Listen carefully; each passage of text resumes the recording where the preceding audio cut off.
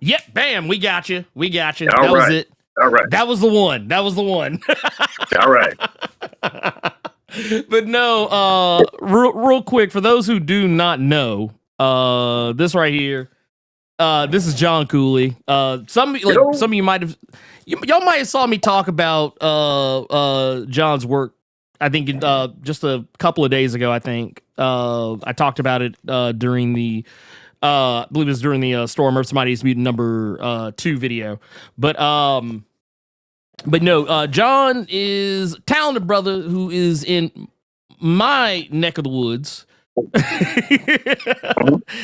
Down here in Memphis, man. Y'all know what time it is. Yeah, man. Yeah, man. Yeah, we got John has done some fantastic. We actually got some of his work right here in front of me. Rise of the Golden Dragon. Number uno, man. We got numero dos, man. Yeah. And also got that warrior breed, man. Yeah, man. Got that Mr. Omega, man. Mr. Omega, man. Yeah. And we also got Gage Boson, man. Gage Boson, yeah. Yeah. But we got I'm sitting holding this man's work like it's Infinity Stones right now. But no, John is talented. Have been just really doing solid work out here. And I wanted to get him on, man. I wanted to get you on because man, I want to talk about this Rise of Golden Dragon. Good. I want to talk about it too. Yeah. So one thing that I guess, man, let's put people on game real quick. Let's put them on game real quick. Okay. So Rise of the Golden Dragon, as you eloquently put in the promo for the Kickstarter, in case y'all haven't seen that yet, there is a link. I want to make sure I get this out of the way now. There's a link in the description of this live stream. You can click that link. Go ahead and just go ahead and open that tab up. Just go ahead and open that tab up, and go ahead and look through it. Go ahead and get ready to click that back button. Not the back to go back button, but the back to back it button. Click that. We want to clarify because some people might take me too literally. But I want to go ahead and just get that in your minds right now, because basically what you need to know is Rise of the Golden Dragon. This is actually something I read a ways back. The first issue. And like I said, this is a book that, and I want to say, man, just put some respect on y'all. With every issue I've read so far, each one just gets better and better. But this is, for all my people, if you're a manga head, well, you're about to become a manga head. Manga man. Yeah, it's right. It's manga man all day. Manga every man. day, really. Every day, man.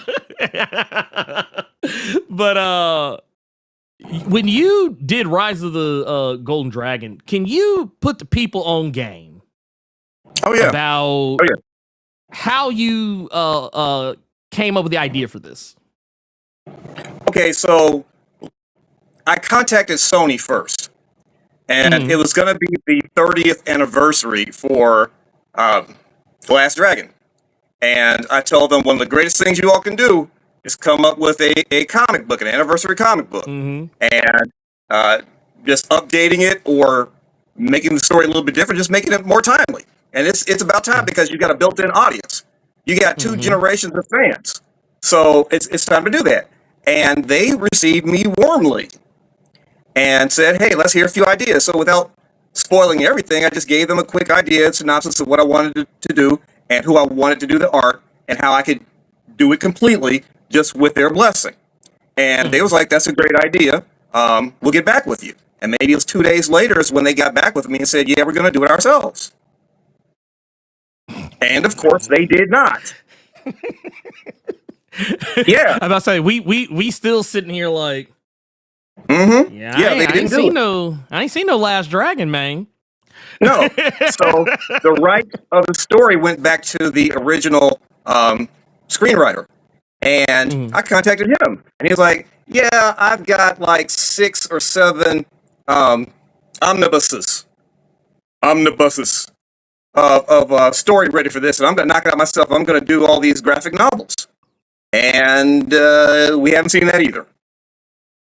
So I went ahead and took my ideas and took my. I'm kind of over the top with my ideas, so I took my over the top ideas and put it together and called it Rise of the Golden Dragon. And not only does it tell the tale of LaRon Jenkins, who is the main character of this story, it tells the story of all the side characters around him, and also tells about who his main adversary is and where he came from. So everybody gets a backstory. And the bad guy's name is Shonen Gun, and he's not a villain as much as he is an anti-hero. Mm-hmm. Because let's be honest, everybody likes Shogun as much as they like Leroy. Oh yeah, the Shogun of Harlem. Yeah. Come on now. Yeah, yeah. Like I think Shonuff got more.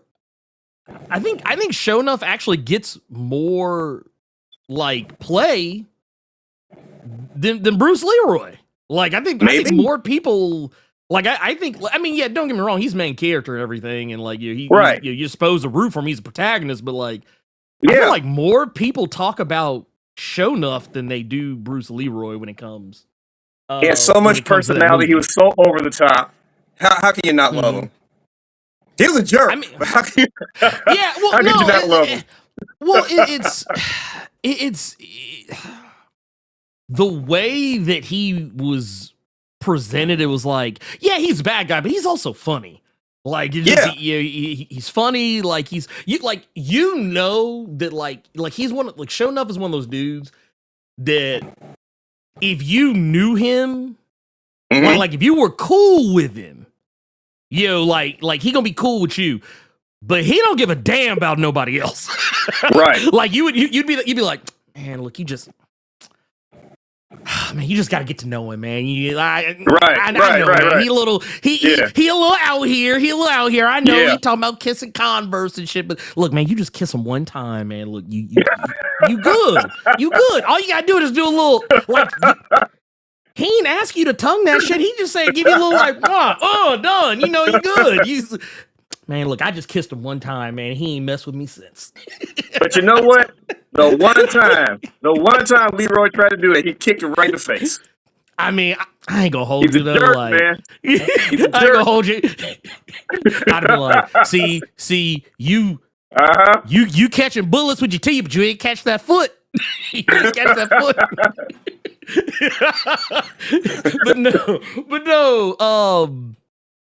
But no, this is, and I wanted to really kind of get this across too, because with this comic, for as much as kind of like what you're saying, like you made it your own, made your own story out of it. Like I could really sit here and just like break it down, like just how like how the things that are similar, yeah, they're there, but like it really is.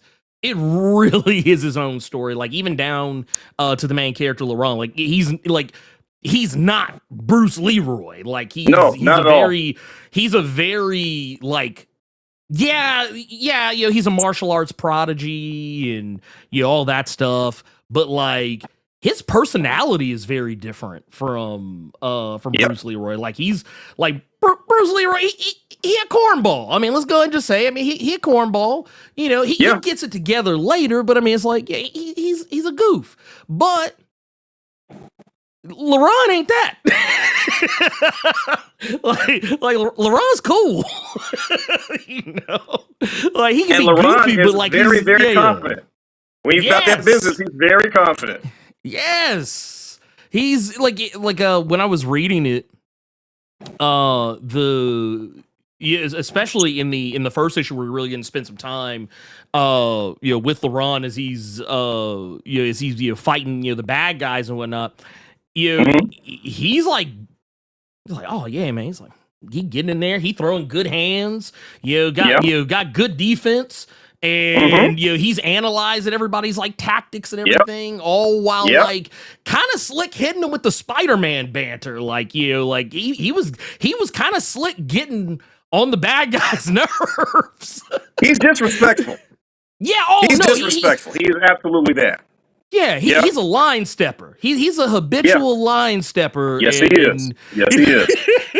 Yes, he is. But I love him for it because once again, he's his own character.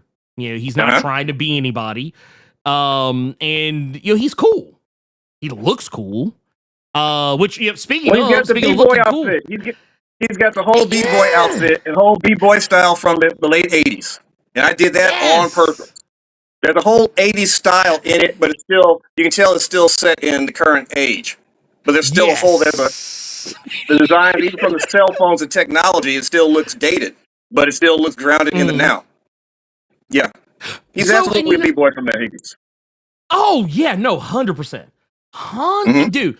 100%, like even down to like literally mid combat, like say he's hitting him with the b-boy stance. He even like the way he dresses, like the drip that he wears, and just like his overall demeanor to me is just, I don't know, just it's refreshing to kind of see, and it's all kind of in a I'm gonna put some respect on your name for this. Because like I said, you've been doing this since like 2015. Like you were hitting them with the sauce. You were kind of hitting them with that action in some ways that some anime and manga that are coming out more recently. Are kind of doing. Like, I mean, somebody correct me if I'm wrong. I don't have the exact dates, but if I remember right, JJK wasn't out there like this.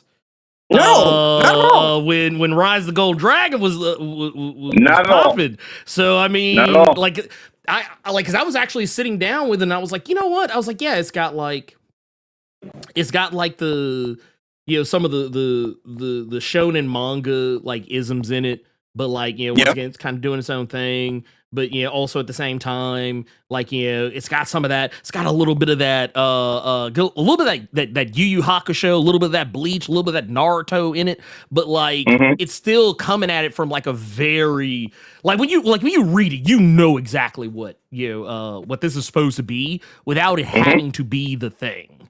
And yeah, like so like let me pull this up because I prepared something. I prepared a little something, and by God, if I'm gonna take the time to prepare, I'm gonna actually do something with it. I have to do it. I have to put it up. So let me where to go? Bam, there we go. Let me do this. And we are going to transition over to my little slideshow that I put together because I want to have this up on the screen. While we're talking about this. Also, so okay, where we're at right now, with this book. Oh, let me jump in right quick. Oh, go ahead, hit it. That mask is real. That mask was made by a woman who called herself Miss Monster.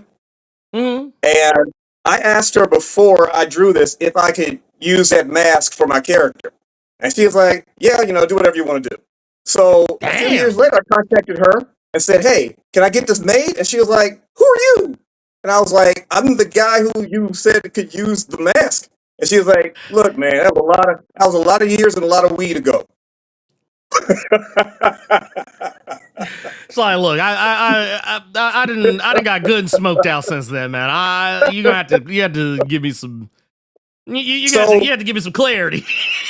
But she made some of those, and then she made some new ones, some updated ones too. So we're gonna have that have those available as well. Yeah. Okay. All right. I see. Well, so. And here, I actually want to put a little. I want to put a little bit more respect I want to put a little more respect to this because like I said, we got people coming in. Say, man, Warrior Breed. So Warrior Breed. That's it. Yeah. Hey, look, I'm just look. I don't want to. I don't know. Look, I have the website, by the way. I have the Fanboy Entertainment website linked down below too. So please, if you have not, y'all might want to go get on that. Y'all might want to go get right. Now get what's right funny with about Warrior that? Breed. What's funny about that is that there was that when that came out, there was a delegation from Mortal Kombat. I think it was 10 was there at the same convention, and they were showing their wares. And they got one of those comic books, and the next thing I know, one of their characters looked exactly like one of my characters in Mortal Kombat 11. So I appreciate. Hey, I appreciate them liking my stuff enough to emulate it. And the next issue of Warrior Breed, I'm going to be emulating them. Just let them know I know. I know.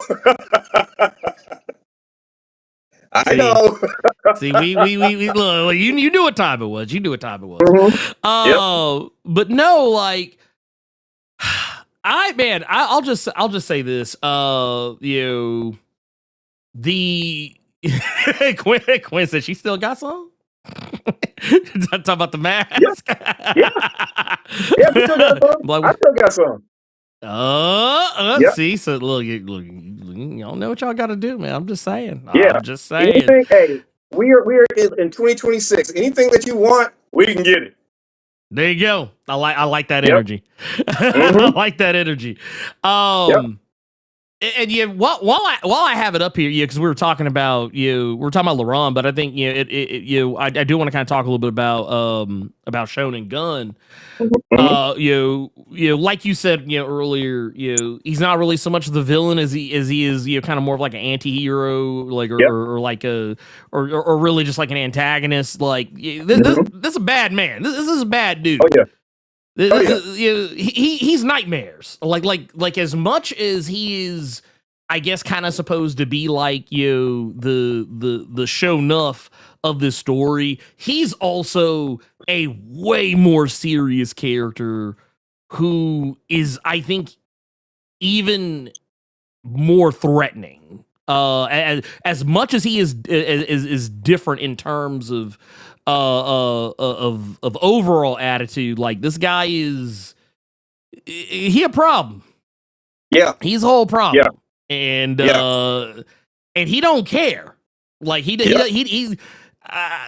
that man is dangerous. I mean, he went in there and beat up everybody in the police station by himself, and then told them, "Y'all stay back.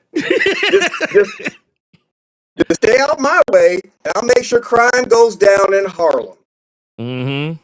He sure enough called himself the Shogun of Harlem, but Shonen Gun is actually in control of Harlem. Right.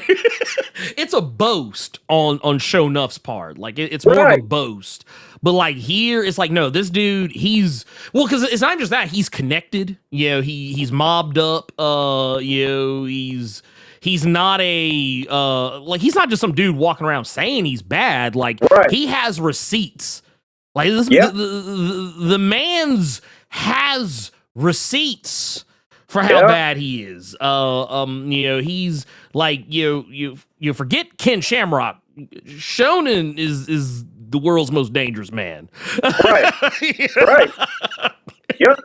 But one of the other key things about this book that I think makes it, also, like, if you're someone who's like, okay, well, okay, all right, yeah, all right, it's got some Last Dragon vibes, but like, okay, how else is it different? Well, another area where it's different, y'all probably remember I said a little bit ago, just in passing, that, it's kind of got a little bit of some Yu, a little bit of some Yu Yu Hakusho, a little bit of some Bleach in there. It's not and I mentioned JJK. It was for a very good reason. It's because whereas outside of the glow, like Barry Gordy's Last Dragon is fairly rooted in reality. Like it's very much rooted in a very like hyper realistic world, minus the glow. And catching bullets with your teeth. That's about it. That's the extent of it. Yeah, but like this takes it a lot further. It actually kind of throws itself more into the mystical and the supernatural elements of like more traditional martial arts style stories where there's ki involved in a lot of this. There's people who have like like techniques, ultimate techniques. People got special weapons, and things that magnitude, and the deities and demigods, to that extent, and the dragons more specifically, all these things exist. And when you were like, let me ask you this: when you were trying to figure out, like like how you wanted to tackle this story, like what was your process on deciding how much further you wanted to take it past just the glow and the elements of the Last Dragon itself? Well, the first thing I wanted to do is I didn't want to disrespect any of our Asian brothers. So, yeah. So I didn't want to start making stuff up. Right. I didn't want no Asian dudes come and say, "Hey, why you got us looking like this?" Or why'd you do it that way? No, I didn't want none of that. So I started reading a whole lot of Chinese, mostly Chinese legends and Chinese mythology. And so I took bits and pieces of that to add to the story. And I never want to be limited by anything because, I don't have a special effects budget for this. I can draw whatever I want to draw. Right. Comic books can be whatever you want it to be. It's the cheapest way of showing special effects because you just got to draw it. Right. In movies, you got to spend months doing special effects. But, I used to get all my fantasy in the 70s from comic books because they just drew it. So I didn't have to stop anywhere. So as far as anytime I want to go any further, I just do it. So it's going to get kind of silly towards it's 12 issues. So towards issue 8, it's going to start getting kind of more cosmic, but I'm still trying to keep it inside of Harlem. Right. So yeah. So I just wanted to make sure that I used actual legends and mythology to base this on. And real Taoist practices, because Leroy's from a long line of Taoist, what are they? Not executioners. The folks who kick demons out of folks, man. Oh, Exorcists, yeah. Yeah. Well, like that was kind of one of the things. Like when I was reading this, because that's also another thing, man. Like Laurent wears like a lot of hats. Like he wears like a lot of hats. I mean, he's a martial artist and he's a damn good one. Like he's like he's no slouch. Like this is he's that dude that can tell you he's about to beat your ass and then tell you exactly how he's gonna beat your ass, and ain't really nothing you're gonna be able to do to stop him. Like it's right, unless you are of his caliber or better. And even then it's still gonna be kind of like I don't know, man. He might still get that ass, but no, like he's also I mean, like I say, he's whip smart. He's able to to analyze the battlefield, come up with plans, and even when you think, oh man, the bad guys, they might have figured shit. Like, nope, no, they didn't. Right. Like he's the guy. He's not like Batman plot armor busted, but I mean he got prep time. He still know a little thing about prep time, which I kind of dug because like it made sense for like what it was that was happening. And like I said, he's skilled in exorcism. The guy's got got ninjutsu Yep. abilities Yep. and stuff like that. He's got ninjutsu skills too. So I was like, man, this dude's actually cold the motherfucker. I was like, I like this guy. Yeah. And he doesn't just have it. He talks about it. He knows the history of it. Yeah. Yeah, No, he knows the history of it. He talks about, hey, this didn't come from Japan. This came from China. Yeah. So don't call me don't say that I'm trying to be somebody else. I'm trying to be real to who I am. Well, and it's like because that's actually one of the. It's kind of funny when I go back and think about it. Because not too long before this, I was literally just rewatching The Last Dragon, and it was one of those things I never really put a whole heap of a lot of thought into it before, like as a kid and even as an adult later. But like Leroy Jenkins was like probably one of the earliest depictions of a weeb. Like a black weeb, just out here, man. Just he was into it. Like he was into the culture. He was into everything. He was a student of the game. Like he knew all the stuff. And what I really appreciated about this was that it kind of showed that for everything that that Bruce Leroy was able to do, everything he had going on. He still had relatively normal problems, just the same. And Laurent kind of has the same thing going on. Like, there's some stuff that pops up, in the series as well, regarding his parents and how they treat him and stuff like that. I thought that was cool. And then you also once again took the time to focus on. By the time you get to issue 2, that's when we started focusing more on Shonen Gun. And by issue 3, we're also kind of starting to focus on Max, who I don't know, maybe you can confirm this for me. I feel like Max kind of wears a lot of hats for this story as well, because we don't you got if you're gonna do anything kind of even vaguely similar to Last Dragon, you gotta have a Lara Charles. You gotta have a Vanity of some sort in there, to some degree or another. And there is a girl group that's featured in the first issue, but we get to know a little bit more about them by the time we get to issue 3. Yeah, and Harmony Gold. And but I think of the 3, the one we focus on the most really is Max. And I kind of felt like I don't want to go into spoilers on it, but I kind of feel like Max was kind of a couple of different characters from The Last Dragon, kind of almost, I won't say rolled into one, but just had some very similar elements of 2 characters. Yeah, because for as much as I could probably see, there might be a little bit of Laurel Charles in here, but I could also just as easily see a character most people don't really talk about is Angela Veraco. I could also kind of see a little bit of her story kind of in Max's story, just a little bit as well. When you since obviously 3 is up on the Kickstarter. Yeah, what can you tell me about your ideas for what you wanted to do with Harmony Gold and Max and Terry and Cindy?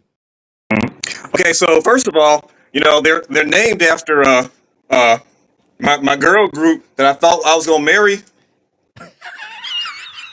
Yeah. And In Vogue was gonna be my wife, man. Not one of them from In Vogue. All of them. They was gonna be married to me. So, they're just gonna be one person, just 4 different bodies. So that didn't work out. I went to their concert. It was Luther Vandross and In Vogue and somebody else. I don't remember who the third person was. But when they started singing Never Gonna Get It, Never Gonna Get It, I realized they were singing to me. Right? It's like, oh, wait a minute.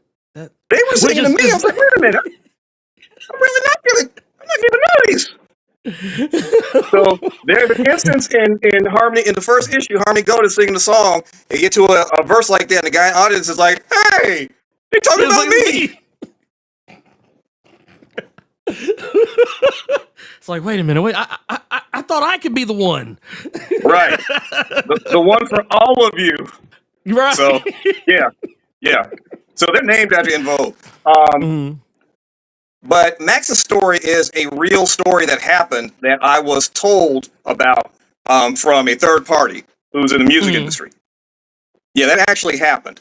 Oh wow! And I don't. Yeah, that actually happened. Damn. Yeah, bro. Sorry, I'm still processing. I'm still because like I don't want to give anything away, but man, that story is fucked up. It is. It is so sad. It is. Oh my god. Yeah. Anyway. Whew. But here's the thing. I don't believe in having female characters who are just the victims. Mm-hmm. I don't believe in that at all. Every time I write a character, I'm really writing myself just in a certain situation. Mm-hmm. So she comes back and she's like, look, I played the game and I lost. But don't think he was pulling the wool over my eyes at all. I knew what I was doing. And I told myself I was doing it for not just me, but my two cousins as well. So she has her get back moment later on. Okay. Just trust me. She good. She has her get back moment. So I was actually in the music industry for about 30 seconds when I was living in Atlanta. And let me just say it like this. I know what we've heard recently, but that's pretty much par for the course. The music industry as well as the movie industry, that's just a big Diddy party. It's a big Diddy party. So you have to you have to make a whole lot of choices that will affect your career. And if you don't want to play that game, you're going to have a whole lot of backing from someone else. So this was kind of my way of saying that even if you get tripped up by this mess, you don't have to be defined by it. Max made a decision. She's not defined by this. This is something that happened to her. Is not something that defines her. So, I like that. Yeah, I like that because too often women are used as like bad things happening to women in stories is always like the motivation for like somebody, like some character, like separate of them, or even if that character is like connected to them, it's like the most famous example being Kyle Rayner in the in Green Lantern, the whole fridging where Major Force unalives his girlfriend and like stuffs her in the fridge, and it's like this is to motivate the character and make him he's got to rise up. And the only way he's gonna rise to the occasion to fight the bad guy and beat him, we got to kill his girlfriend. That's the only way. There's nothing else that can do it. And it's like, or we could not. I mean, not to say the girl could be in danger, but do we have to kill her? Like, do we have to? Does the woman have to be like SA'd in order for the male character to be like, you know what? I should do something. Nobody knows what happened to her except her and the other person. And she goes to them and takes care of her business.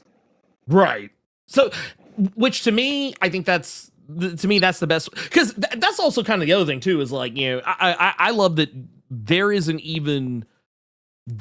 even the prospect of this being a motivational arc for LeBron, because at that point he doesn't even, at least as far as I'm aware, he doesn't even know who she is. He hasn't met her yet to know any anything about her or anything that's happened. So it's one of those things, like as I was reading through issue 3 and kind of understanding like what was going on, and when you get to that point where it's like, oh, okay, this is what kind of time she's on. She knows what's going down. I was like, that was actually something I took a note of, was just that, it's like, it's not like something that like, oh, this is going to be, this is going to be the thing that's going to like,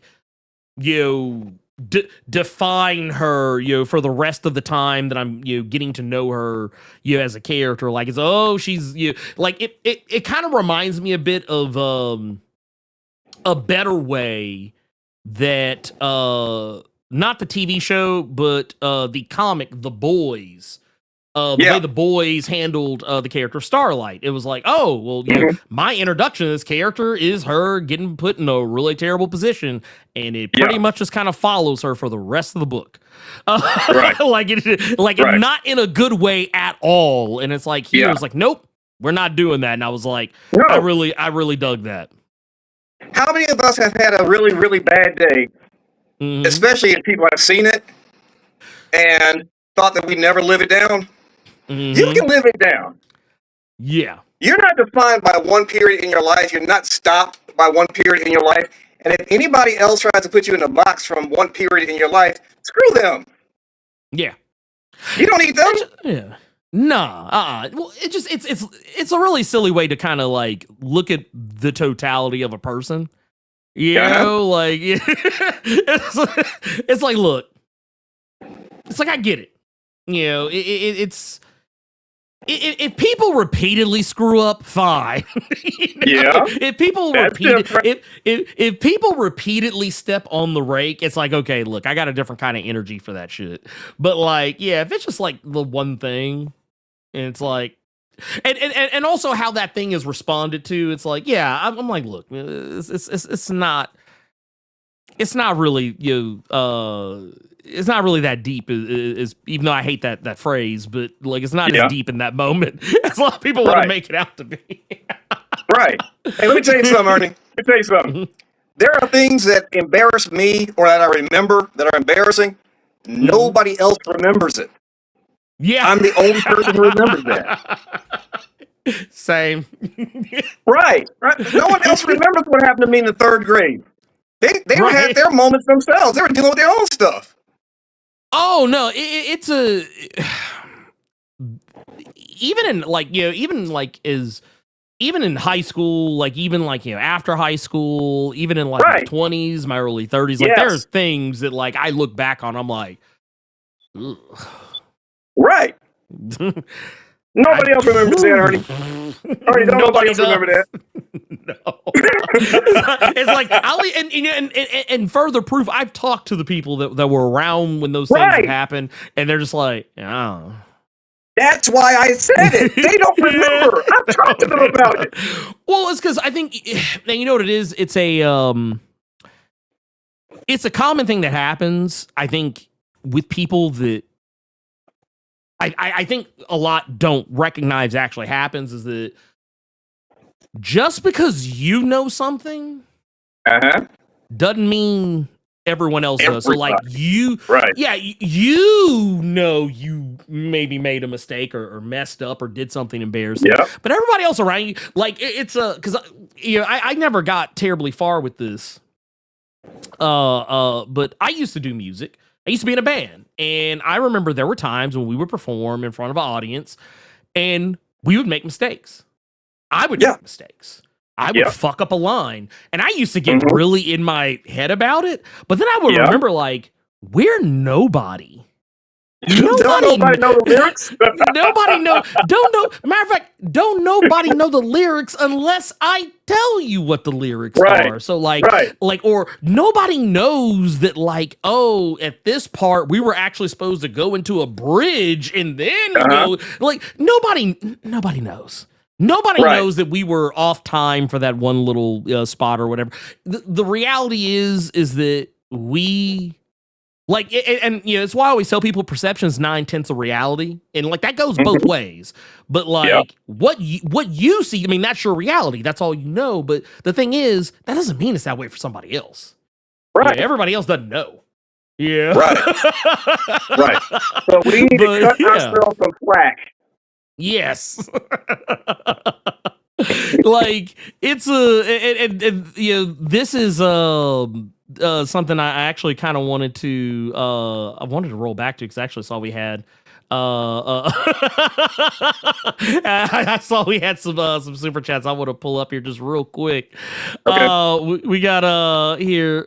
I'm gonna switch us over to here, and let's see, what do we got? We got Flominum says, hit me with that old kung fu treachery. Well, I know Carter's probably listening, so I'm gonna do this just for him. Thank you, Flominum, for that. 1999. Canadian super chat. We also got and actually I have a terrible answer for this because I haven't done it yet. But Shadow Sonic Silver said, if you checked out Bio Meat Nectary, I have not had the time to. I have been so busy, but I you know what? Because you asked me again, I'm gonna get on that. I'm gonna be a better person. I'm gonna be the change I want to see. We've also got this is some love right here. Says this is Raptor says the foo is my favorite concept in the comic. We're actually gonna talk about that here. I want to kind of I want to circle back to that here. After we read these super chats. Thank you for that once again. Carter, cover your ears, darling. 1999. Super chat. Carter hates it. He hates it. He absolutely hates it. We need to sing a whole lot. Yes, we need to sing it over and over. Yeah, we'll just keep doing it. Like just play it on the loop. It'll be fine. We're let's see. Oh, and here, let's see. We've got this is another one right here. Shadow Sonic Silver says, I'm getting a lot of Kenshin, the Mightiest Disciple, Jackie Chan, Condor, Seis Manos, and Shenmue vibes, in addition to Dashes of Black Dynamite. It's you. So, like, as I was saying, Black Dynamite. So, yeah, Michael Jai White is the greatest guy on earth, man. Have you met him? Yes. He's the nicest guy on earth, I swear. Just don't piss him off. Yeah. See, look, it would just be Mr. Jai White, like all the time. It would I would be going out of my way not to get kicked in the face by Black Dynamite. Gillian White was like kind of, I took pictures with him, right? And so I was kind of scared to get too close to her because that dude was like 2 feet away. Oh, and yeah. That's way too much in range from his foot for me to feel comfortable next to his wife. Man, look, that's Blade right there, man. That's Midnight Suns Blade. I ain't trying to get all that. Exactly. I saw him put that jacket on in the Midnight Suns live action commercial. I don't want that kind of problem. I done seen him kick Jean-Claude Van Damme through a window like 20 times. I'm just saying. I don't want none of that. I ain't look that man was Tyson. Right. I'm just saying. Right. Look, that. So I just believe. It's funny to mention that because there's a movie that LaRon keeps watching called Enter the Super Dragonfly. Yeah. Where the Bruce Lee character is a pimp, an undercover pimp. So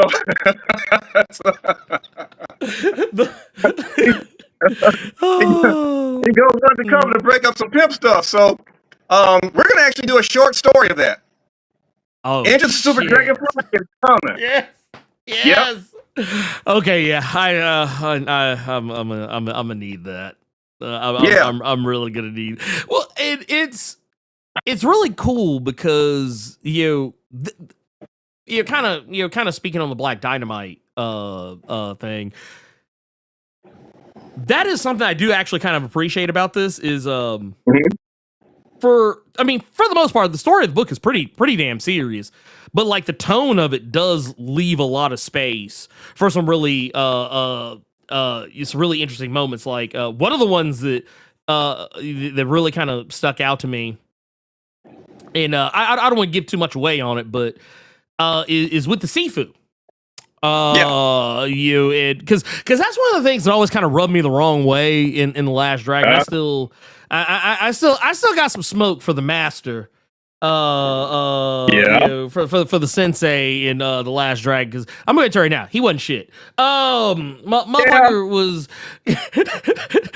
lied to Leroy. Could have just told him up front what was going on. He didn't have to do all that. Had that man out here fighting over a belt buckle. Right. I mean, it was a nice belt buckle though. But still, that was diabolical. That was the honestly, fuck Shoda, fuck Eddie Arcadian. The sensei was the real. The real villain. He the real villain of the movie.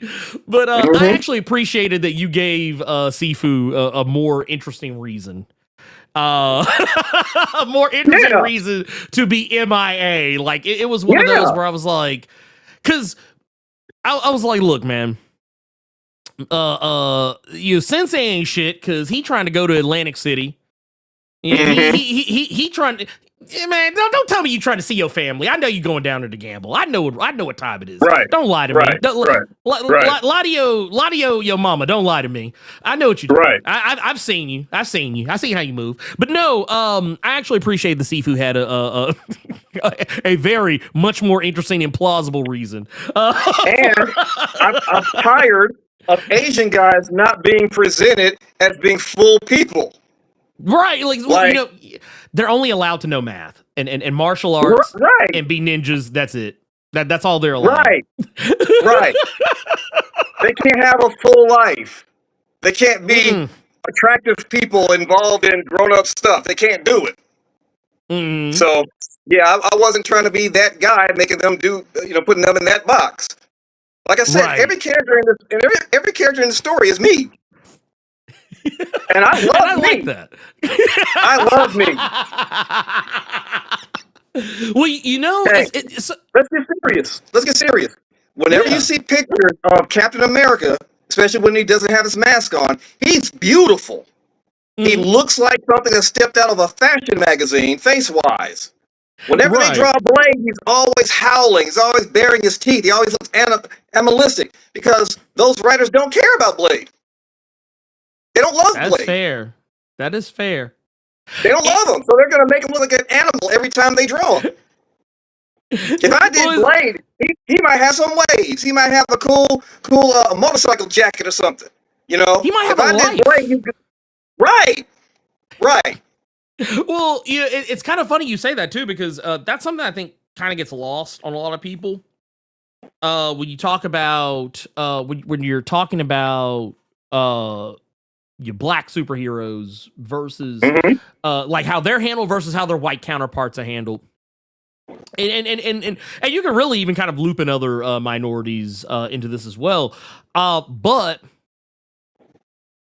I find it interesting that I feel, 50? Somewhere in the neighborhood of 50 some odd plus years of Blade comics, it took a black person writing Blade before it was ever implied that he might have had a life. Yeah. Like just in regards to him having a child with like a woman who she was technically his love interest for back in the day, but it was they always were really just kind of I don't know, that might be fun. I don't know. Back in the 70s or whatever. But yeah, it's very telling. It's very telling, and it's why I actually got into an argument with someone about this not that long ago when saying that for the foreseeable future, until things get better, I actually prefer to see black writers writing black characters. I prefer to see that because you're going to. I feel like a person who is of a marginalized culture is gonna think about things that a white man's not gonna think about. You know what I'm saying? Like there's gonna be shout out to Stephanie Williams, who's a friend of the channel, love her to death. But she has a book called Roots of Madness. And one of the things that came up when talking to her about Roots of Madness, there's a cover. I believe it's her. I think it was either Roots of Madness 3 or 4. But on the front, there's a little girl on the front of the cover, and she's getting her scalp oiled. Yeah.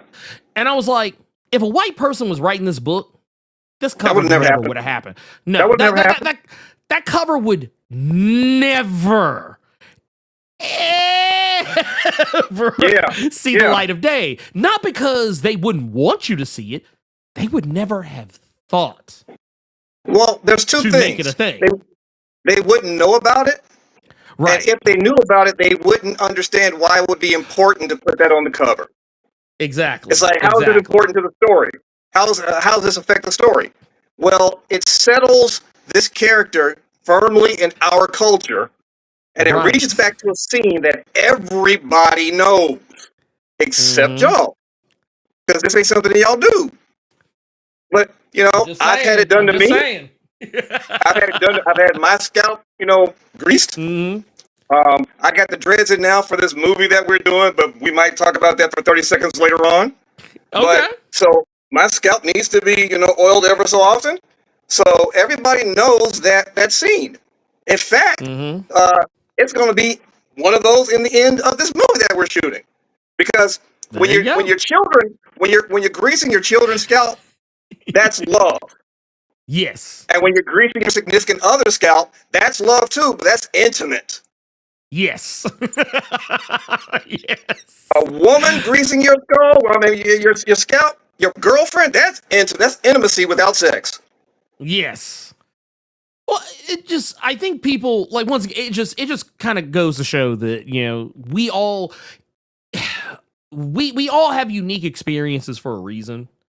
And that is why I think it's important, to first always kind of keep our eye on that, because let's be real. And I've said this for a long time. It's probably gonna be controversial to some people, but I honestly never really, yes, I think of Blade as a black superhero. I think of him as a black person in his totality. But if I keep it a stack, I never really just thought of him as like the quintessential black superhero until maybe like in the last maybe 10 years, give or take. It wasn't really until the Blade movie where I was like, okay, yeah. Because for the most part, Blade was just like a dude. He was just like anybody else. He just happened to be black, which is kind of how a lot of I'll probably catch me for this too, but it's kind of why I got smoked for Todd McFarlane.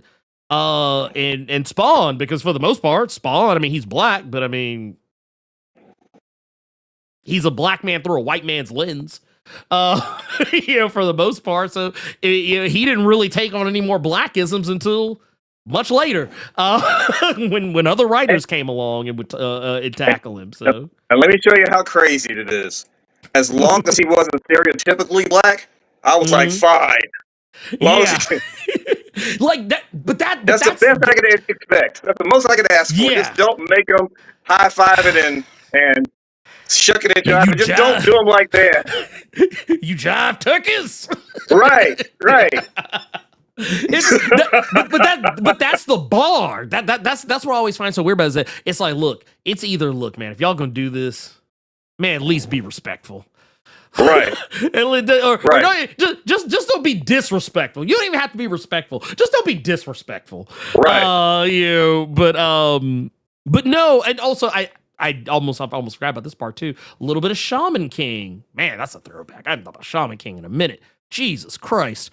So to talk about that, when you were telling the story. And once again, we're talking about we're talking about the foo and the key and techniques and everything. How much fun was coming up with all of that? Trying to figure out how you wanted all of that to kind of play out, because there are some wild action sequences and little and set pieces and stuff where a lot of that stuff comes into play. So my orthodontist was reading it, and so while I've got a mouthful of stuff going on, he's like, that's that scene where LeRon jumped in the air and the two guys swung their weapons at him, and he was like in between them and didn't get killed. You can look on his face and tell he didn't even know that was gonna work. Yeah. You know what? Kind of thinking about it too, it's like, yeah, you could tell he was as surprised as anybody else would have been. Yeah. Because, I have a little bit of a martial arts background, just a little. I'm more of an enthusiast than anything. You know, I will never call myself a martial artist because those guys live and die by their work. You know, but I'm an enthusiast, and I've been an enthusiast since the 70s. So I've checked out a lot of stuff over the years. So when you're in certain positions, you can't really dodge. You know, you can't really dodge. One of the things that I always hear that's funny to me is when you're watching a martial arts movie and they're like, why are they fighting them one at a time? Why don't they just run up on them?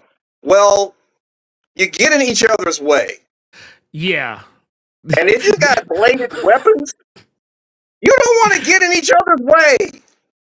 So you're more likely to hit your partner. Right. You don't want to cut your partner's head off. Especially if you all are brothers. You don't want to go home and tell mom I cut my brother's head off. Well, it like literally like right here, some of this, what we're talking about, in this whole sequence as it is breaking down, there is no way I want to try and fight LaRon like all at once. Right. Like even a 2-on-1 is kind of it's kind of a very dangerous prospect. Yeah. For one, because of the skill level that like, and look at, like I said, just right here, you see this right here, like the level of craziness going on right here. Yeah. Like there's no way. Like look at that top panel. You're not. There's no way. 2 people, 3 people are going to be fighting with that kind of ferocity against one guy. There's no way. And shout out to Erwin. Yes. Shout out to Erwin Persetia, my artist. That guy is amazing. He's amazing. That stuff looks like it's animated. You're looking at something that looks like it's animated. You do it. Well, not only that. Not to. I'm gonna say something's gonna sound dismissive, but I want people to understand. I don't mean it this way. But like when I read Rise of the Golden Dragon for the first time, like there's this idea that people have that when you read an indie comic that it's not gonna be like it's not gonna be up to snuff as the pros, which is a really terrible way to look at indie comics, because there are indie comics out here right now that are eating mainstream comics lunch when it comes to production value. Yeah. But what I mean by this is it's something people used to say to me when I was first doing YouTube. They would be like, man, I thought you would have had like way more, like your videos, like the production value like is so high. Like I just assumed you had millions of subscribers. I didn't realize you were like new on the scene. That's kind of how I felt when I was reading Rise of the Golden Dragon for the first time, because I was like, this ain't no indie book. I was like, this looks like some shit I could have gotten out of like Viz or like Shonen Jump or some shit. Because I was like, dude, I was like, this is like this. I was like, this is like in terms of the and like I said, I don't. I'm showing you guys like right here. You can see the shit. I mean, you see it for yourself. But like when I look at this looks like something that I would have like if I walked into like a Barnes and Nobles or John, you know what I'm talking about. I'm saying if I'd walked to an Animax and walked into the John knows what I'm talking about. Y'all don't know nothing about Animax. Y'all don't know nothing about. Oh my gosh, we gonna have to talk offline about that. Y'all don't know nothing about no Animax. I'm just gonna go ahead and say it right now. Man. Animax was holding brothers down here in Memphis. And it used to be right next door to Doc Imports too. Yes. So you go to Animax and they go right into Doc Imports. Oh my gosh. Like you could get your Kung Fu fix and your anime and manga fix, like boom, like that. And one stop. It was man, what a time to be alive. We literally, like, in a time where anime wasn't even as popular then. It wasn't even a quarter as popular. Like when I just to put this in perspective, I'm talking about Frieza Saga. I'm talking Frieza Saga on VHS tapes. And I want you to understand, I don't mean like, just when, not just when Toonami's, I'm talking about like when the Frieza Saga was new to us. Like the Friezas, like we were like the VHS tapes were literally like you had to get the tape and then you watch a tape and then you gotta wait. You gotta wait for the next episodes to come out, and then you gotta get that tape. I'm talking about like anime was not on DVD then, back when Animax was first like really on the scene for us here in Memphis. We had a dedicated anime manga shop. Yep.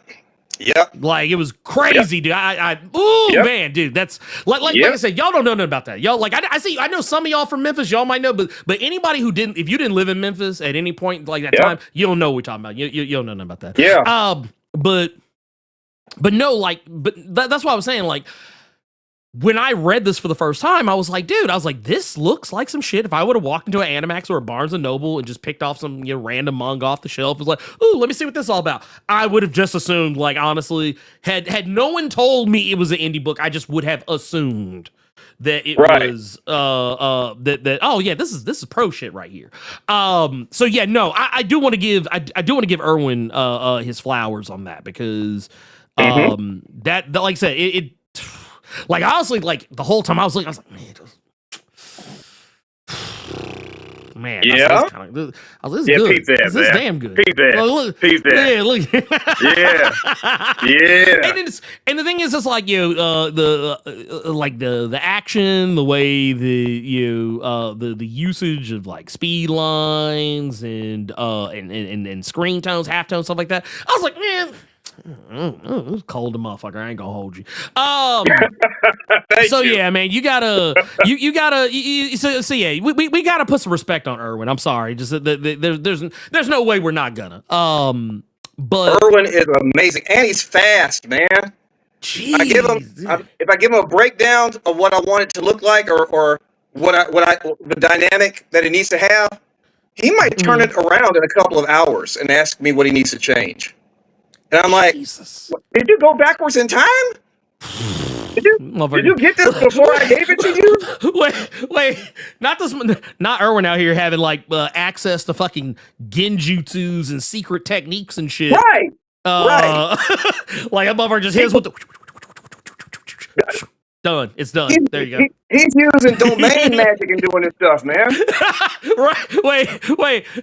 So what you're telling me is this motherfucker. See, that is diabolical. I didn't know. See, this how I know. JJK is that's a biographical story about Erwin. That's what that is. Right. That motherfucker out here, he for real got the Gojo bandana on, just got to cover his eyes. Just out here, just like, right. Yeah, all right, cool. He's like, go ahead. Next page. He's amazing. He's amazing. But no, I love that. One time he told me I was his best friend. I almost started crying.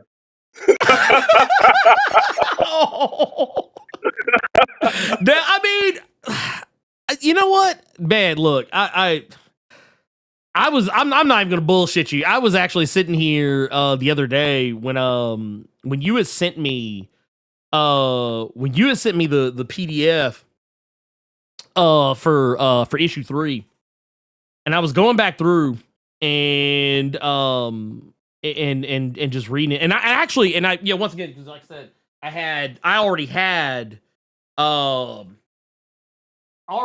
first two.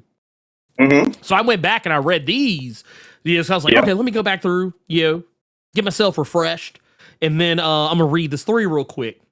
And I was kind of going back through, and one of the things I loved about it is that, like, to the untrained eye, I don't expect a whole lot of people to catch it if you're not, like, artistically inclined.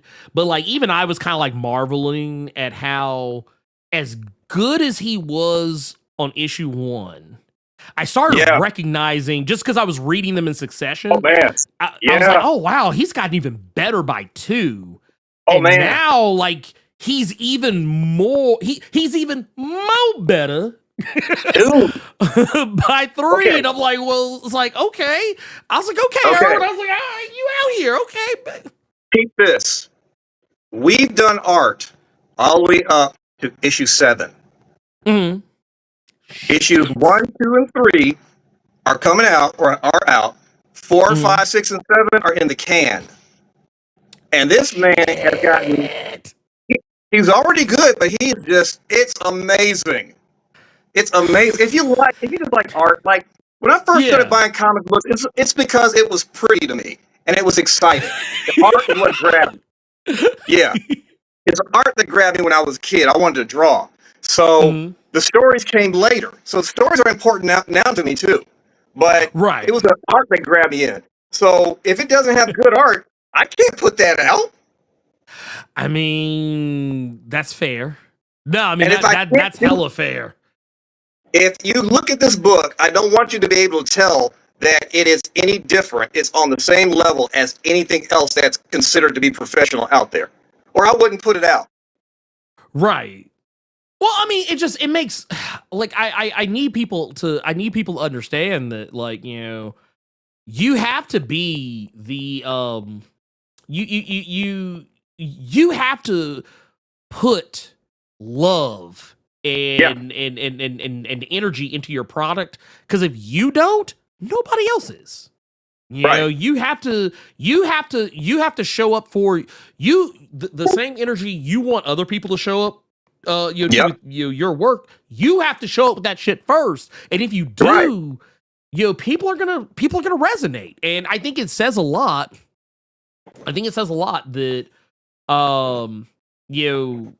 That that is the case, with this, because I'm like, man, like I said, I like, honestly, I was Maverick, even after finishing 3, I was like, man, I ain't gonna hold you, man. I need to get a hold of Erwin, because I need something. I was like, I need something. I might have to come up out the pocket. I am 100% ready to share. Let me know. I'll hook you up with them. Please, because I was like, man, I ain't gonna hold you, man. Look, I got this idea, but man, look, I ain't trying to draw it, so and that's kind of the way I've been getting with a lot of shit. But I am not possessive, man. I'm willing to share. If that man wants to work with you, I'll hook y'all up. Put it together. Like, look, just be like, man, look, just say, man, look, just tell him to keep. Just tell him to keep an ear out for your boy. Just tell him to keep an ear out for your boy. But no, I wanted to say though, like, if you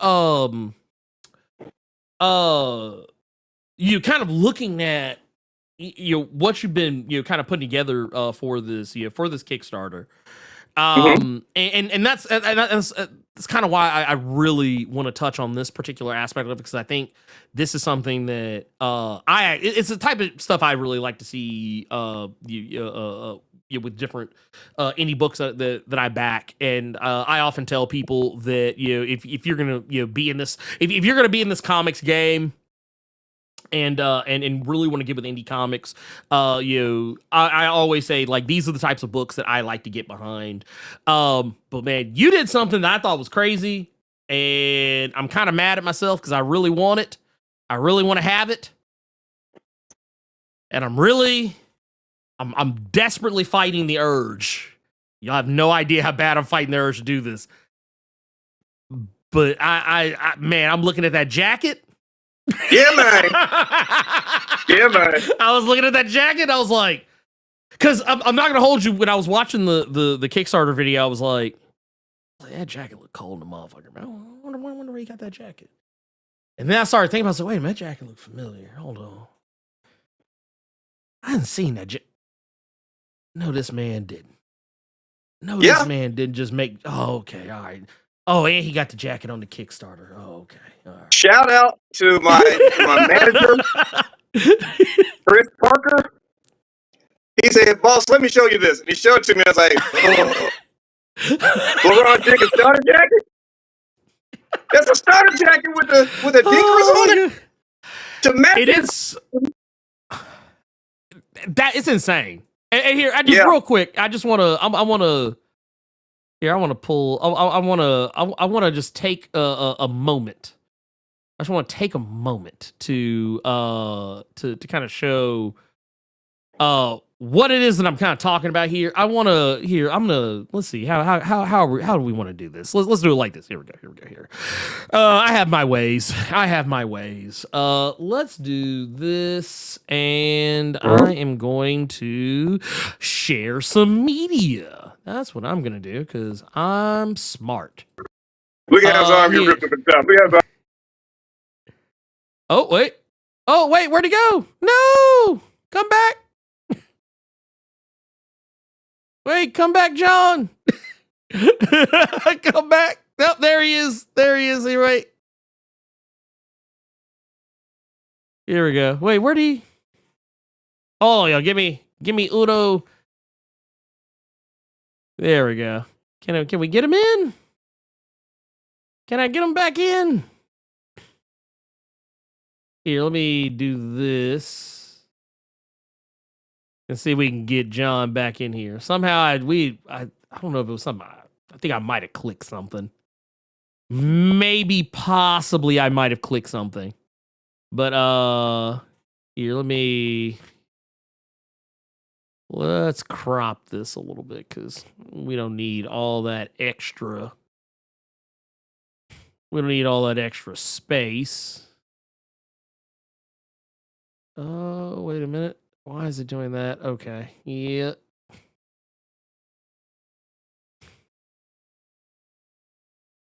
Actually, let's do it like this. Crop that. There. I'm just going to put that there. Just for right now. Let's see if I can get... Here, let me go back to... Okay, here. John, if you... let me see. Let me check just to make sure.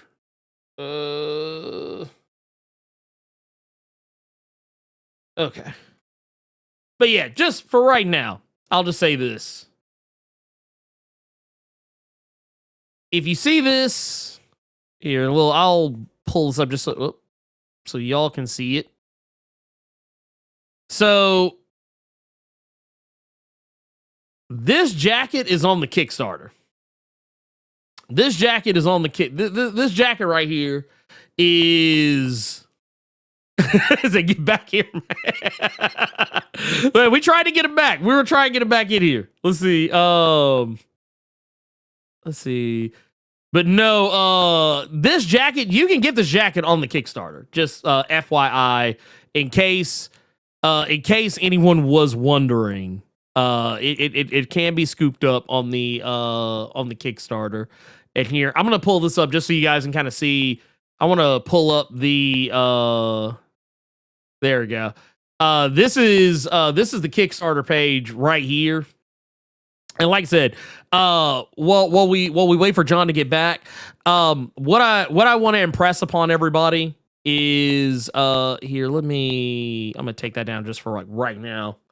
What I want to impress on everyone is this Kickstarter is pretty damn awesome. So not only, oh, there he is. We got him back. There he is. We got him. So I wanted to bring this up. I wanted to bring up this Kickstarter just to kind of show you guys, even if you haven't read the first 2 issues, that look, well, for one, you can get them on, you can get every, oh, wait, I lost him again. You can get them on the Kickstarter, but you can also, just in case you're wondering, if you want to read the first issue just to kind of see if it's something that you jive with, I have a link in the description for this video where you can actually go read the first issue on the Fanboy Entertainment website for free. So I mean, like I said, there's literally no excuse. You whether you're familiar or unfamiliar, there are so many different ways for you to get hip to what is going on with this book. And like I said here, I can even show you, like, if you kind of go through here, there's multiple. Here, I'm gonna just scroll up to the top real quick. There's multiple different like reward tiers. You can pledge without a reward, whatever amount that you want. if you like, and this is actually, as you can see right here, this was my selection. I did the $50 tier, largely because, oh wait, here we go. I think we got him back.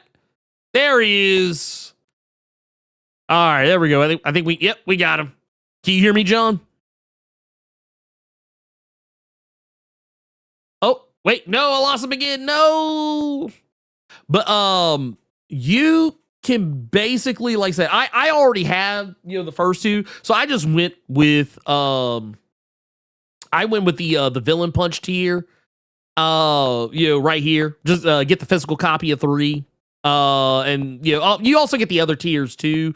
Like any like previous tiers, like if you do like the Fu tier, that one will if I remember correctly, I think you get like you get the comic. I think this one might be. I'd have to double check on that, but yeah, I think this one here, you get your name displayed in the thank you post on the social platforms. This one you get the same, but you get the sticker bundle as well. You do this one. This is where you start getting into like the comic and shit. Get the digital copy. As well as all the other previous stuff. And then there's the one I got. I'm getting the physical copy of issue 3 plus all the other stuff. Then you get the Dragon Power Villain Punch tier. And this one, you get like a T-shirt with some artwork from the comic itself. And I'm gonna scroll down because I think there's an image that shows it off a little bit better too. Also, just to point out too, if it was not obvious, says the Dragon Punch comic panel T-shirt that will never be sold in any future endeavor. So there's that. I might have to upgrade. And then what's this right here? This one, same but different shirt. Same but different shirt. So that's something to consider. Then there's the Sifu one, also very similar. But once again, you're getting a different shirt. And then there's the Black Dragon tier where you get the hoodie. And then there is the $250 one where you get the jacket. Now, the thing that's important about these two is that they also come with some other. Oh wait! Oh no! No! I almost had him. But here, I'm gonna scroll down just so you guys can kind of see. I think. Wait, did I go past it? I think I went past it. But yeah, you're gonna be able to get like all like kinds of stuff. Like here, and I'm gonna go over here just so you guys can kind of maybe see it just a little bit better. But yeah, you're gonna be able to get like all kinds of like your like really cool stuff. To go in with this. Yeah, wait, did I get him this time? I think I got him this time. Can you hear me? Yes, I can hear you, bro. There you go. But yeah, I was just going through some of the tiers to show people what they can get. I don't know what I lost out on, because I know what it was. I had my VPN on. It was saying, hey, some terrible stuff is happening. That's what was blocking us out. Okay. You know what? It makes sense because I've actually had that issue in the past when I have my VPN on. So like every time I'm like, oh wait, let me cut this shit off because it's gonna be wilding. Right. It's gonna be wild. That's what it was. But no, I'm just kind of going through the Kickstarter tiers, just kind of showing them all the different stuff that you can pick up, with each one. Mm-hmm. And just kind of just impressing upon people like why some of these tiers the ones that get the shirts, you're not gonna be able to get these shirts again outside of this campaign. Right. You're showing them the hoodie. There's one with the hoodie, and then there's one with the big boy jacket. I was like, these are pretty.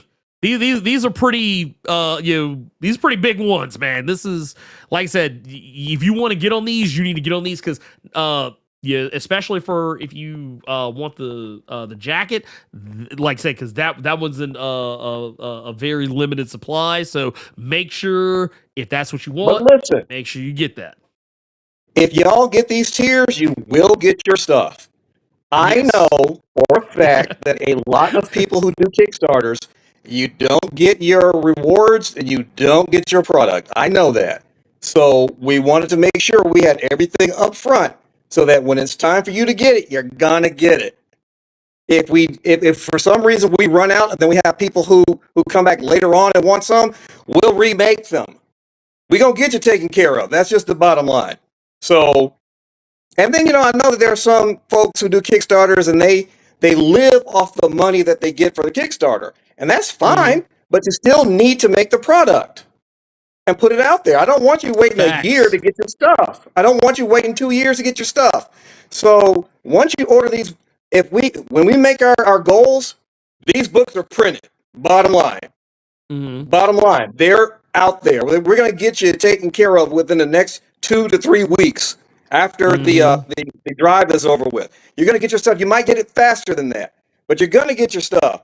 We're not going to be one of those groups who has you spending your hard-earned money to help us, and we don't put our stuff out. The whole point of doing this is to put this stuff out. I'm not getting this Kickstarter so that I can just have some money. We're getting this Kickstarter so that we can get this product out there. And let me tell you this too. Chris Parker needs to be paid. Irwin needs to be paid again.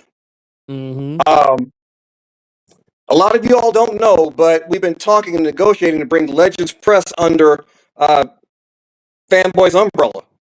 So Quinn McGowan needs to be paid for what he's doing for this. We need to put people on, and we need to make sure that people are supported by this. Everybody wants to eat from their passion, and we like making comic books. We like making movies, and we need to tell our own stories because nobody else is going to do it. The main impetus for doing this Kickstarter is that normally I would have funds ready to throw at this, but a couple of years ago I decided I was going to make me a feature film. And it's expensive. And it takes a long time if you're doing it right. So we've been working on this for some years, and we got footage, and we're going to put it out. But that money that would normally be thrown into my comic book stuff, not thrown into a movie. But we should be able to make comic books and movies at the same time.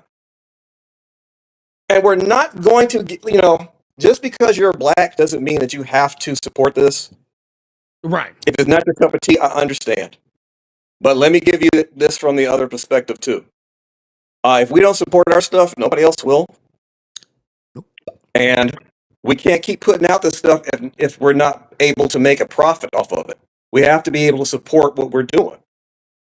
So I'll do whatever people want me to do to make it worth their while. I'll sign books, I'll sign shirts, whatever. But we really need to get behind each other when we have a good product. I put my money where my mouth is, bro. There are very popular artists and very popular books that I've either printed or just put on. And when I went to the 2019 Comic-Con in New York, David Crownson was there at my booth selling his books that I printed. That was in 2019. A whole lot of people, a bunch of y'all had not heard of him before then. But he was there. We printed his stuff. We printed his promotional materials. And he's gone on from there to do a great job on his own. But Fanboy backs up people. And there's a couple other folks. I won't mention their names because, I don't know if they want this to be known. But their stuff, even after they got their Kickstarter money, they still fell short. Because sometimes people will pledge things and then pull it back. So if you make your goals, they might, if you ask for $15,000 and then suddenly you got 25, they might pull back $3,000 out of it because people back out saying, "Oh, you don't need my money." And if they already spent money trying to do something, they might have needed that. If they set their goal, if they ask for $15,000, get 25, then they're going to change what they're doing based on the 25, and all of a sudden that 25 ain't there no more. I was able to throw some of that in there to make up that gap. So I'm not just talking stuff because it's my project now. No, we need to support each other. Man, like and this is something I've been having this fight with people.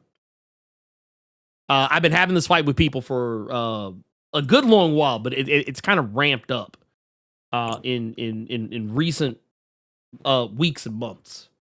And it's there's this perception that stories written and created, whatever, by Black people are only for Black people. Not true.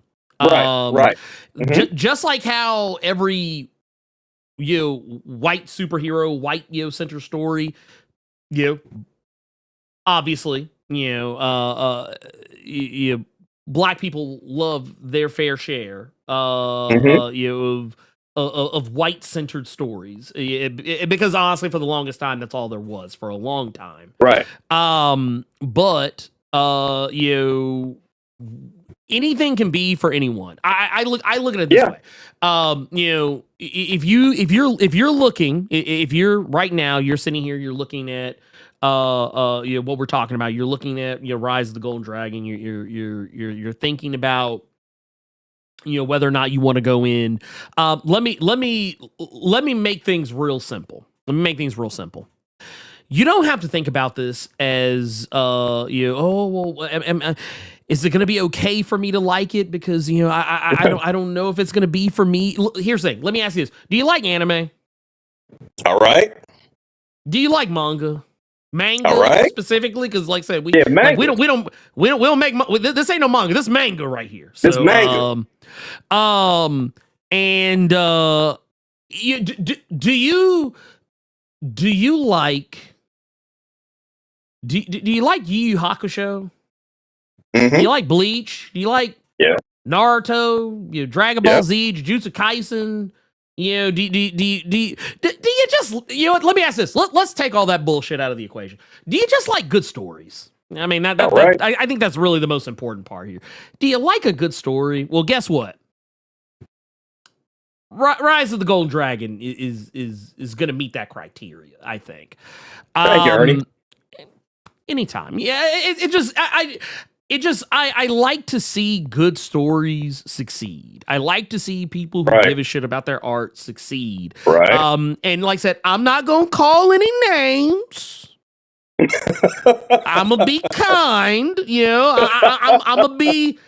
I'm going to be pleasant. I'll say that. I'm not going to be kind. I'm going to be pleasant. Right. But there are some people, as John earlier alluded to, who I could put on blast right now for either A, putting out subpar product, or B, no product at all. Yeah. And now I'll add a C to that list. Are always going to be asking you for money to either put out more subpar product, or continue to give you no product at all. And I don't think I have to say any names about who it is that I'm talking about. Y'all know if you're smart, you know who I'm talking about. But my thing is, and I don't know if I can make this any more clear, but I actually have physical books in my hand. John is gonna make sure you get your shit, okay? He's gonna make sure you get your shit. So these books didn't just like materialize out of thin air. These books had to be made, and if you think for 5 seconds, like, oh man, I wonder, is this gonna be like one of those Kickstarters or one of those crowdfunding? I'm here to tell you that is not the case. You will get good product. You will get product, period. Yeah. And when you're done reading said good and actual materialized product, you will want more good and actually materialized product. So there you go. I said that in the nicest way humanly possible. Without shooting anybody from across the way. So, but no, go to the Kickstarter. Like I said, I have the link. It's in the description. I also pinned it to the top of the chat. And you know what? and I don't think enough people say this. If you do not have the funds, like if it's something like, man, it's like, man, I really want to back this, but I just ain't got it. Right. Here's the thing. Right. Take that link. Mm-hmm. Share it with other people. Right. Yep. You pass it around. Pass it around. Because you never know. You might pass it along to somebody who they'll be like, oh shit, I want to get this. I don't want to share it with some other people. Like, just share it around. It's really, in my opinion, it's about almost as effective as just, putting the money down yourself, because I mean, you're helping spread the word. Right. So yeah, like I said, that's my piece. I gave my money already. Like I said, I put Thank in. you. So thank you. You're welcome. Hey, you did the hard work, actually. Hey man, I'm just showing up because I saw books. Right. Yeah. Look, I mean, I'm books, posters, stickers, T-shirts, hoodies, starter jackets. We got it. If you want it, we got it. I'm just saying. We got it. So come get it. Get it. Wear the stuff. Have fun with this stuff. Share it with your friends. Share it with your aunties and your uncles. Let them know that something they liked back in the day has a brand new breath of fresh air into it. You know what? You know somebody who liked my book? Who's that? Mac. So, you know what? Glad you brought that up.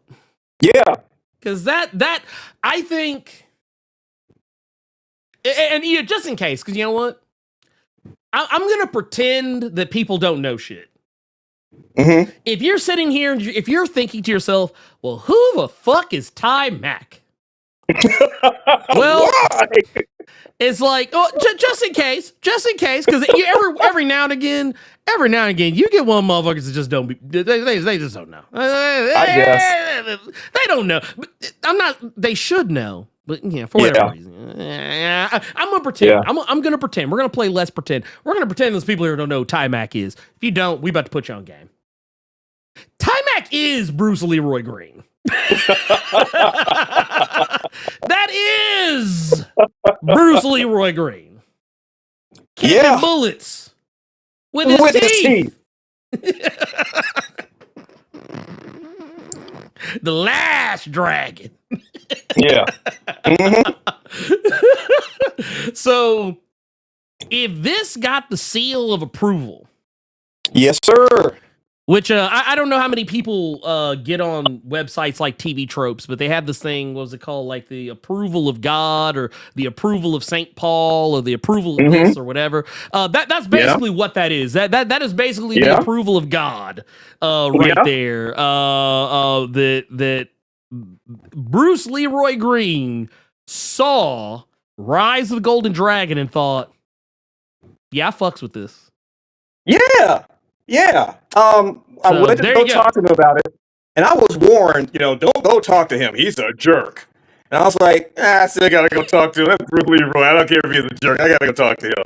So I got up there, and immediately upon talking to him, he was attentive. He made eye contact. He was nice, and he was interested in what I was talking about. And he was, giving me information about who has this property and what they're doing with it.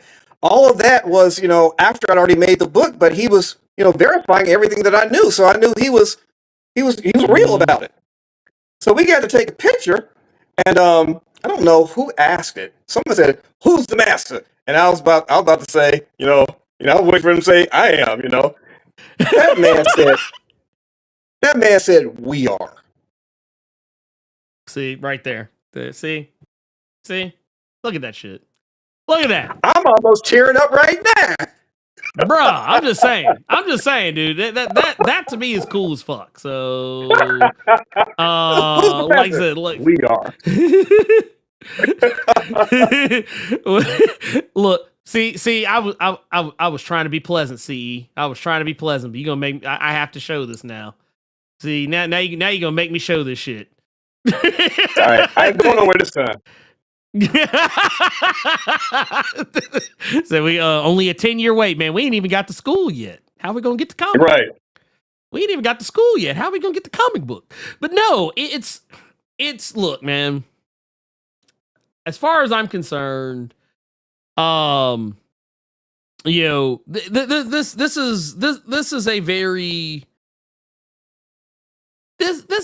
I think a very fun book. And like I said, if you like fun, get the book. Yeah. If you don't like fun, well, seek help. What are we doing? But what are we even doing? Why are you even here? Why are you even here if you don't like fun? But but yes, go hit the link. Like I said, you'll probably see me talking about this again here pretty soon because like I said, it's one of those books that I have thoroughly enjoyed. So I want to see more. I always want to see more. But before we get out of here, John, did you have anything else that you wanted to share before we head out? Yeah, my friend Doug Ferguson, he's really into this life. He is a martial artist. He's really into this life. And he read the first issue, and number one, he wants to turn it into a film. And number two, he was like, how did you know all this stuff? And I'm like, what stuff? He was like, the lore of it. Your lore is accurate. And I'm like, well, it's not because I'm so smart. It's just that I went and read it. I didn't change it. I just went and read it and made sure that it was implemented into the story well. So people tend to like it. And I'm glad. So I wish to see this turned. We can turn it into anime, and it'll be a fully controlled product by us, and we can put it straight to the people. That's going to be a while down. I want to get these books out first. So this story is going issues 1 through 12. 1 through 7 is already in the can. So we're going to put them out faster now. Now that we got them, we got it loaded up. So now we're going to start buckshot. We're going to start buckshot now. They locked and loaded. Now, I don't want people to feel like, this is never going to get finished. I'm never going to get an end to the story. It's coming. It's coming. We're going to make sure we get through 1 through 12. And I'm not going to make people wait too much longer to get to each issue. But yeah, y'all come on out and make sure this thing is funded. Because all it's going to do is make sure we get more stuff out there. And the more funding, the more stuff we'll do. I want to put good stuff out there, and I want to give people the choice to find stuff that speaks to them and resonates with them. We talked about the movie real quickly. We're doing a fantasy film. A fantasy film with black elves. There's some white elves too, for my Caucasian counterparts. There's white elves too. Don't get twisted. Man, where are all the white elves at? There's white elves in it. Trust me. but we very rarely see us being represented in these kinds of stories. So if you're D&D, if you're a black D&D fan, guess what? We got it for you. If you're black anime fan, black fantasy fan, we got it for you. You like magic? We got it for you. And we're being represented in it. You can see us in this.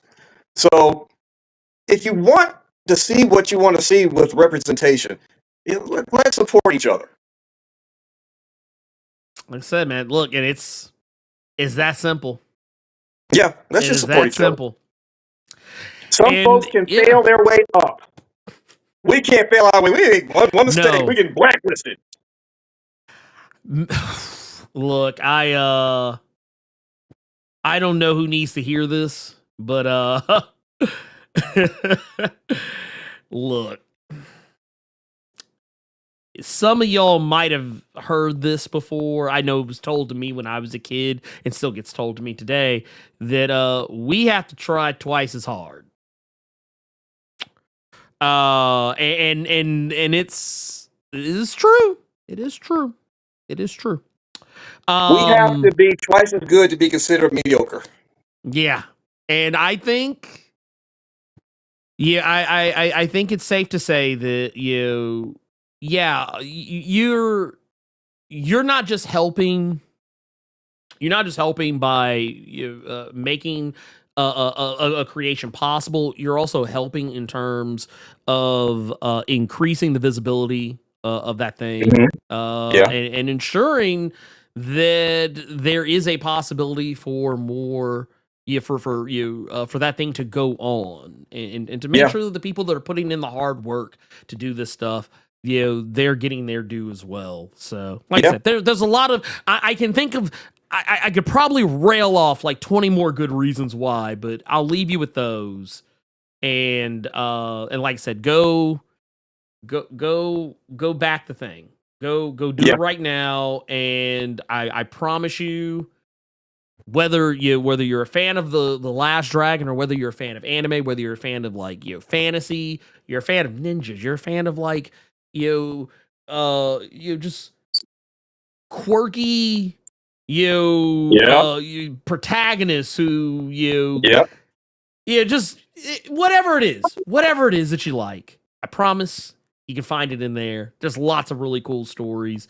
Issue 1 has just an amazing kickoff, and 2 takes you into the next direction and really sells you on the idea of Shonen Gun of the series. And the 3rd issue, and I actually didn't even expect this, the 3rd issue is really going to make you interested in what's going on with Harmony Gold. So that's the whole point, man. Yeah, that's the whole point. They're not just background characters. No, they're the main characters too. Every character, like basically, what you're kind of witnessing over the course of 3 issues is the main players. Like they're all stepping into the arena, and as you read each issue, you're gonna see how each of their stories kind of unfolds into the very beginning of the story that we already just read. So, like I said, it's the chef's kiss. Thank you, sir. Thank you. Well, thank you. For everyone else, like I said. Link pinned in the chat, in the description down below, and I'll also make sure that once this goes to VOD, I will come back and I will pin it at the top of the comments as well. You will literally have no excuse for not knowing where to find the link. So that said, thank you all. John, thank you for your time. Thank you for having me on, Ernie. You've been there from the beginning. From the beginning. Yes. Oh, crazy. Yeah. Wait till you see the new action figures, the new 12-inch fully articulated action figures. Yes. Wait till you see them. Oh man. See, this is what I'm talking about, y'all. This is what I'm talking about. Yeah. Go do the thing. You guys have no idea how much cool shit you have not seen. Yeah. Anyway, thank you so much, everyone, and I will see you guys later this week. Peace out.